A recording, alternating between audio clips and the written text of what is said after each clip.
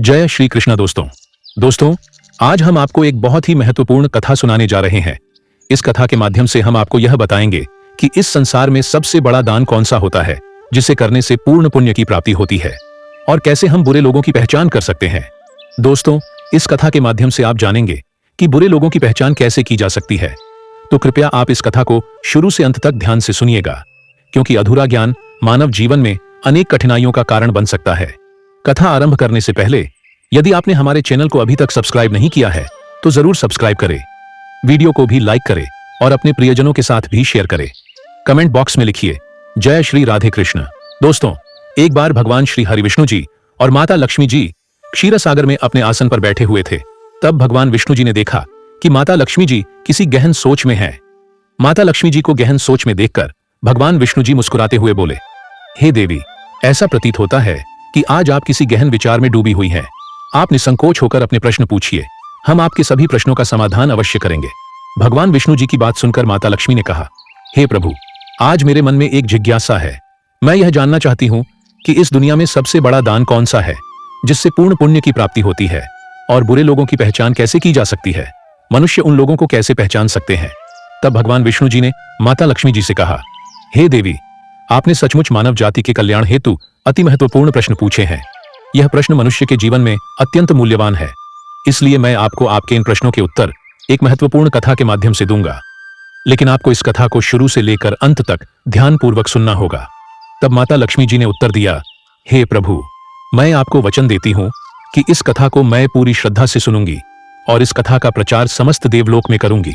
दोस्तों, भगवान श्री हरि विष्णु जी देवी लक्ष्मी से कहते हैं, हे देवी, एक समय की बात है, किसी नगर में एक राजा राज्य करता था। वह राजा बहुत ही बलशाली, वीर और अत्यंत ही बुद्धिमान था। इसके साथ ही वह धर्मपरायण और दयालु भी था। उस राजा की रानी भी संस्कारी और अत्यंत धार्मिक स्वभाव की थी। दोनों पति पत्नी भगवान भोलेनाथ के परम भक्त थे। वे दोनों प्रतिदिन शिव जी के मंदिर में जाकर उनकी पूजा अर्चना किया करते थे। यह उनका प्रतिदिन का नियम था। वह राजा अपने राज्य को धर्मपूर्वक चला रहा था। उसके राज्य में कोई भी व्यक्ति दुखी नहीं रहता था, बल्कि सारी प्रजा सुख और वैभव से संपन्न रहती थी। इसलिए पूरे नगर में हर तरफ खुशियां ही खुशियां बिखरी रहती थीं। वहां के जानवर भी एक दूसरे को कोई हानि नहीं पहुंचाते थे। यहां तक कि एक ही नदी में शेर और बकरी शांतिपूर्वक पानी पीते थे। ऐसे ही दिन बीत रहे थे। राजा की उम्र ढलती जा रही थी और उनके विवाह को भी कई वर्ष बीत चुके थे, लेकिन उस राजा को कोई संतान नहीं थी। हालांकि राजा इस बात को लेकर अधिक चिंता नहीं करते थे। वह निश्चिंत होकर अपनी प्रजा के सुख दुख का ध्यान रखते और प्रजा भी उसे अत्यधिक प्रेम और सम्मान देती थी। एक दिन की बात है, वह राजा हर रोज की तरह अपनी पत्नी के साथ भगवान शिव जी के मंदिर की ओर जा रहे थे। तभी अचानक उसने देखा कि सामने वाले घर में एक स्त्री झाड़ू लगा रही है। राजा और रानी जब उस स्त्री के घर के पास से गुजरे तो वह स्त्री उन्हें देखते ही अपना चेहरा फेरकर तेजी से घर के अंदर चली गई। उस स्त्री का ऐसा व्यवहार देखकर राजा और रानी को बिल्कुल भी अच्छा नहीं लगा। राजा उस समय अपनी रानी के साथ भगवान भोलेनाथ की पूजा करने के लिए मंदिर जा रहा था, इसलिए उसने उस स्त्री से कुछ नहीं कहा और सीधे मंदिर पहुंचकर भगवान शिव जी की पूजा अर्चना की। पूजा के बाद राजा अपनी रानी के साथ वापस महल लौट आया, लेकिन महल पहुंचने के बाद राजा ने अपने एक सैनिक को बुलाया और उसे आदेश दिया कि तुम जाओ और नगर के बाहरी क्षेत्र में रहने वाली उस स्त्री को अपने साथ महल ले आओ। ध्यान रखना, तुम उसे कुछ भी मत बताना कि क्यों बुलाया गया है, बस उसे तुम हमारे पास ले आओ।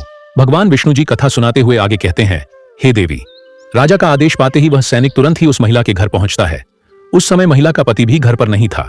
फिर वह सैनिक उस स्त्री के घर के दरवाजे को खटखटाने लगता है और कुछ देर बाद वह महिला अपने घर का दरवाजा खोलती है। सामने राजा का सैनिक खड़ा देखकर वह महिला हैरान होती है और पूछती है, क्या हुआ, आप मेरे घर पर क्यों आए हैं। उस महिला की बात सुनकर राजा का वह सैनिक उससे कहता है, चलो मेरे साथ, महाराज ने तुम्हें राजमहल में बुलाया है, उन्हें आपसे कुछ बात पूछनी है।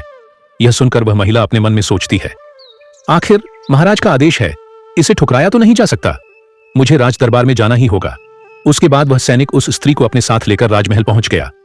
महल में पहुंचकर वह महिला राजा को प्रणाम करती है और कहती है, हे महाराज, आपने मुझे अचानक यहां राजमहल में क्यों बुलाया है, क्या मुझसे कोई गलती हो गई है। उस स्त्री की बात सुनकर राजा कहता है, तुम मुझे एक बात बताओ, आज सुबह जब मैं और मेरी पत्नी भगवान शिव जी के मंदिर जा रहे थे तो तुमने मुझे देखकर अपना मुंह फेर लिया और मुझे आते हुए देखकर तुम दौड़ते हुए अपने घर में चली गई। तुमने मुझे देखकर ऐसा दुर्व्यवहार क्यों किया। तब वह महिला निर्भीकता से राजा से कहती है, हे महाराज, आप भले ही मुझे मृत्युदंड दे दें तो भी मुझे कोई ऐतराज नहीं, परंतु मैं सच ही कहूंगी। आपके महल में बड़े बड़े विद्वान हैं, पंडित हैं, अगर मैं गलत बात बोलूं तो आप उनसे पूछ सकते हैं कि हमारे नगर में यह मान्यता है कि जो सुबह सुबह आपका चेहरा देख लेता है तो उस व्यक्ति का पूरा दिन खराब हो जाता है, क्योंकि आप संतानहीन हैं। अभी तक आपको संतान की प्राप्ति नहीं हुई है। इसी कारण मैंने आपका मुंह देखकर अपना मुंह फेर लिया था और अपने घर के अंदर चली गई थी। उस महिला की ऐसी बात सुनकर राजा आश्चर्य में पड़ जाता है। वह अपने मन में सोचता है कि यह महिला तो बिल्कुल सत्य कह रही है। यदि किसी नगर के राजा को संतान नहीं हो तो यह उसकी प्रजा के लिए बिल्कुल भी शुभ नहीं माना जाता। उसके बाद राजा उस महिला को वापस अपने घर जाने की अनुमति देता है।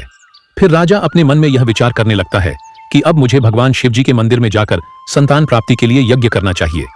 ऐसा सोचकर वह राजा अपने कक्ष में लौटकर रानी से कहता है, हे प्रिय, हमारे नगर के लोग हमारे चेहरे को देखना भी पसंद नहीं करते हैं, क्योंकि हमारे पास अभी तक कोई संतान नहीं है। इसलिए हमें भगवान शिव जी के मंदिर में जाकर संतान प्राप्ति का यज्ञ करना चाहिए। हम भगवान भोलेनाथ के मंदिर में चलते हैं और भगवान शिव से प्रार्थना करते हैं कि वे हमें पुत्र प्रदान करें।